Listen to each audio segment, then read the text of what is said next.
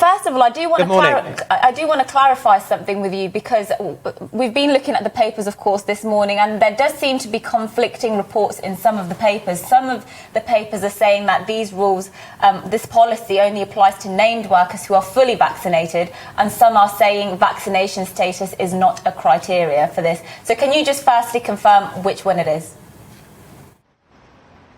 So there's two components to what we've announced. The most significant thing is a scheme for the food supply chain. We've identified around 500 key strategic sites. That's about 170 supermarket distribution depots, and then several hundred of the largest manufacturers, people in things like bread, dairy and fresh produce. And what all of those will be able to do is have testing at the workplace. If somebody is pinged or they're asked by test or trace to isolate, they can continue to go to work and conduct a lateral flow test when they arrive at work each day. And that's not something they need to provide any names for. It is all that they need to do is get the site approved by DEFRA and on that programme. And as I say, we've already done a lot of work with the industry.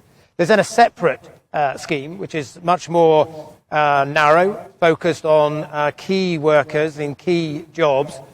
People, for instance, technical people working in nuclear power stations, or people with particular technical knowledge working on the rail network. We want that to be quite a narrow scheme, but it obviously covers the rest of the sectors. So there's two bits to it, but the most significant is what we've done on the food supply chain. So the narrow scheme, the one you're referring to as the narrower scheme, this named workers, those will have to be fully vaccinated to get this exemption? Yes, so on that narrower scheme, people have to have had a double jab to access it. We're not requiring that in the case of the food supply chain. We're never going to take risks with food supply, and that's why we've put in place a much more generous, much more permissive approach, if you like, to make sure that those key strategic assets in our food supply chain are unaffected. OK, I know that you met George Eustice last night with the leaders from the supermarket industry discussing these changes that you've brought in. How confident are you then that we're not going to see any more empty shelves like we're seeing in many of the newspapers and across TVs this morning? Because we are hearing that there may well still be some shortages in the food supply chain. And indeed, there are calls from some top Tories to get the army involved.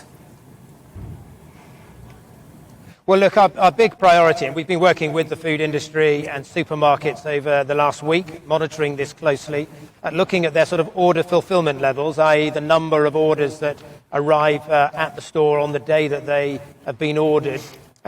We thought there was some pressure at the end of last week, but we thought it was possible it could be managed.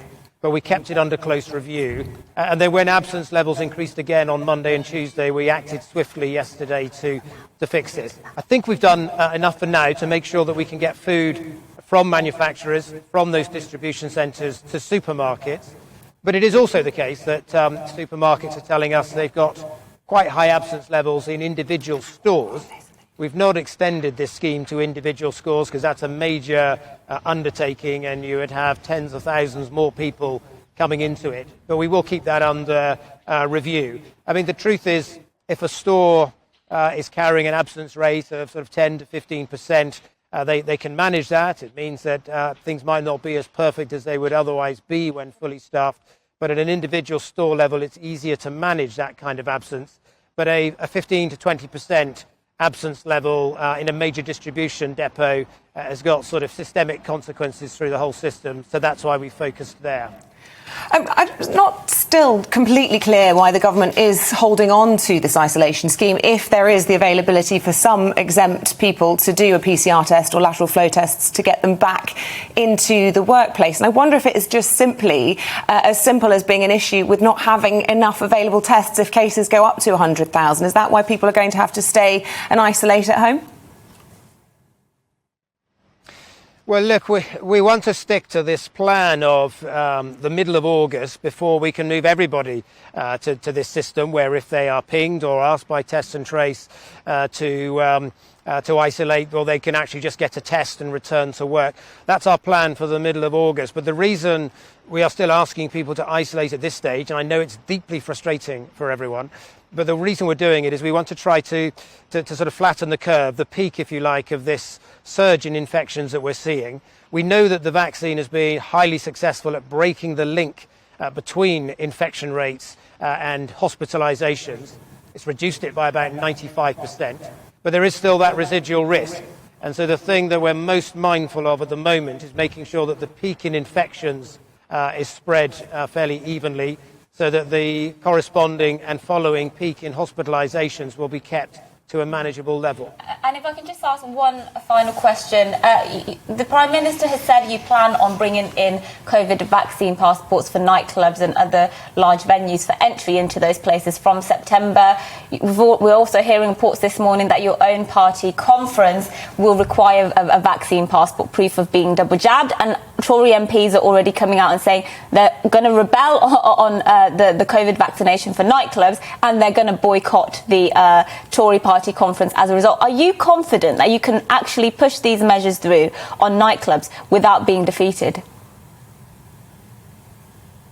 Well, look, we think when it comes to nightclubs specifically, these are high-risk environments, crowded indoor environments, and because we've got sort of lower numbers of young people having vaccinated, we think there's a particular risk. When it comes to other venues, look, the jury's out and we're keeping an open mind on it. We think that when it comes to big business conferences, and that could include party conferences, there might be a case for it. But we don't need to make that decision now. The Prime Minister's been really clear that he wants any kind of proof of vaccination to be used very, very sparingly, only when there's a case for it. He's made clear he wouldn't like it, for instance, to be used in the case of pubs. I think, party conferences and these things are still some way off, and we'll have a clearer picture once we get to the autumn about what approach we should take. Welcome to the GB News YouTube channel. You can watch us live 24 hours a day, catch up on your favourite shows, and join in the conversation in the comments below. Don't forget to subscribe and you'll never miss any of our exclusive content.